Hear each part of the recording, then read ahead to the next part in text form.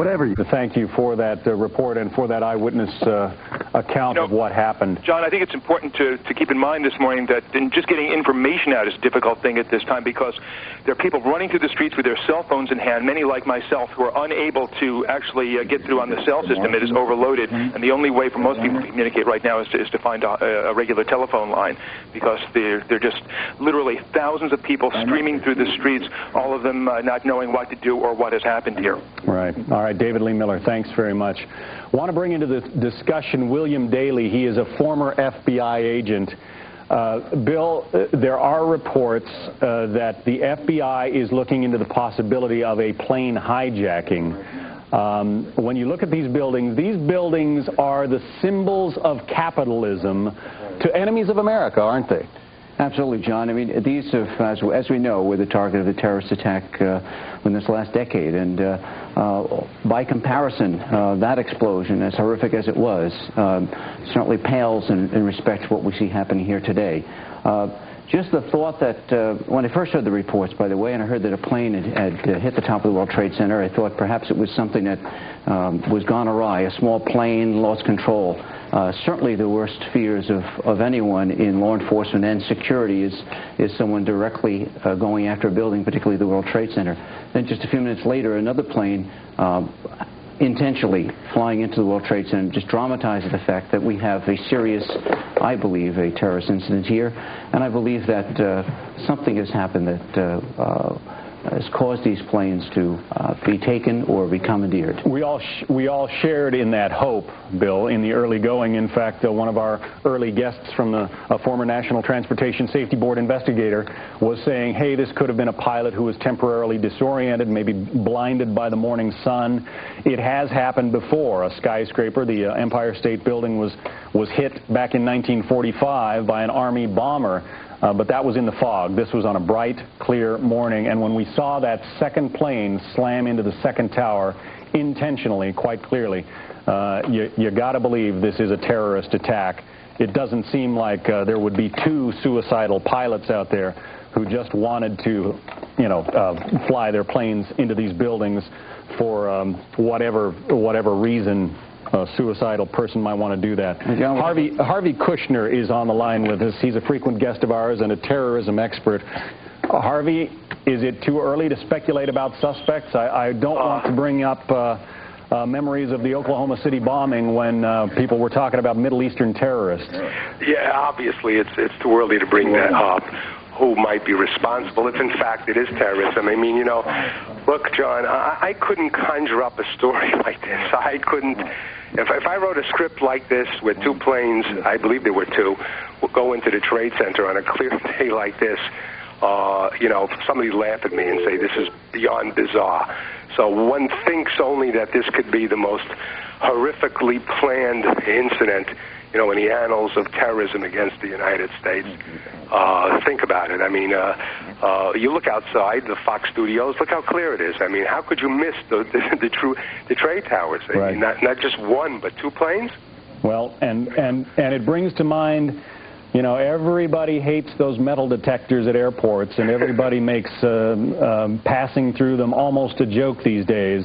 But clearly, it seems that something is going to change. I guess there are many questions left to be answered about these two planes. It is certainly possible that some terrorist group somewhere bought a couple of small, relatively for them inexpensive jet transport planes for a few $1 million apiece. If you can make this kind of a statement and kill as many people as are likely to be dead in this kind of scenario. Yeah, John, we're talking about terrorism. No matter how this turns out, this is going to be a day that's going to live in infamy, and, it's going to cause changes in terms of, if it turns out that terrorism, in terms of security, like this country has never seen before.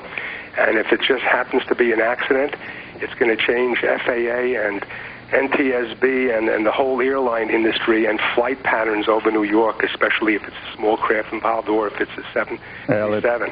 I think it's way beyond calling this an accident at this point, Harvey. But well, I'm trying to be incendiary. Right. I recall, I'm old enough unfortunately, to recall incidents in which people from Middle Eastern descent were blamed for the Oklahoma City right up front. You remember that? Right, I do, and certainly, we want to stay away from that. Which occurred with TWA 800 as well. Right. But to me, as I said to you, I couldn't conjure up a story like this, John, and I'm sure you've covered news throughout the world. This is something that is just... This is absolutely it's literally horrific. Put goosebumps.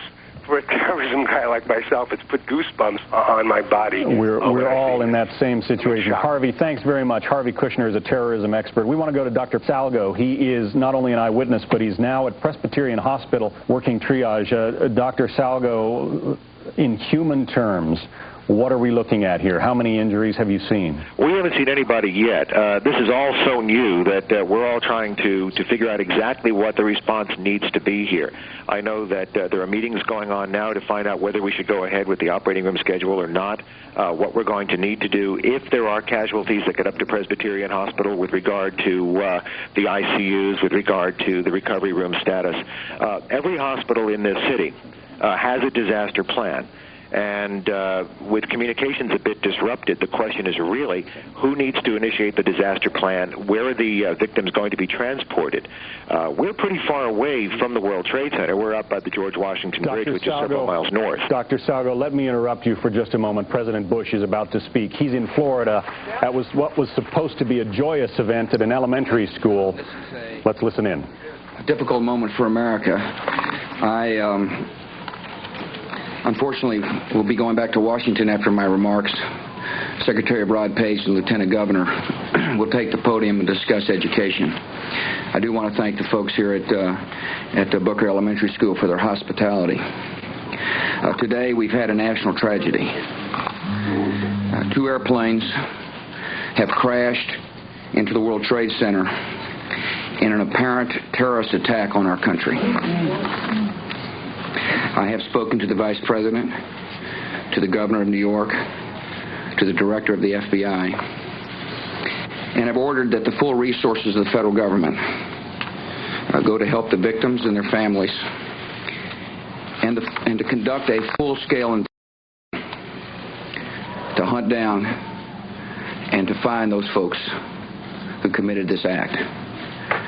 Terrorism against our nation will not stand. And now, if you join me in a moment of silence.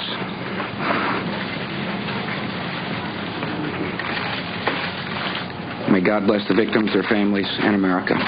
Thank you very much.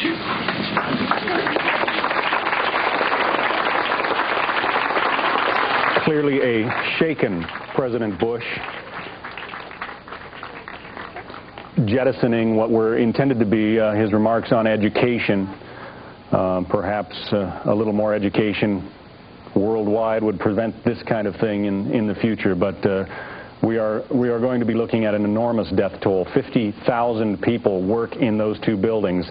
They have been slammed into by airplanes. You're looking at the footage of one of the planes coming in earlier. This is the second plane, a jet aircraft, hitting the World Trade Center about 2 minutes after 9. Perhaps 5 minutes after 9 this morning. Rita Cosby is on the phone with us, and Rita, I understand you have a lot of new information.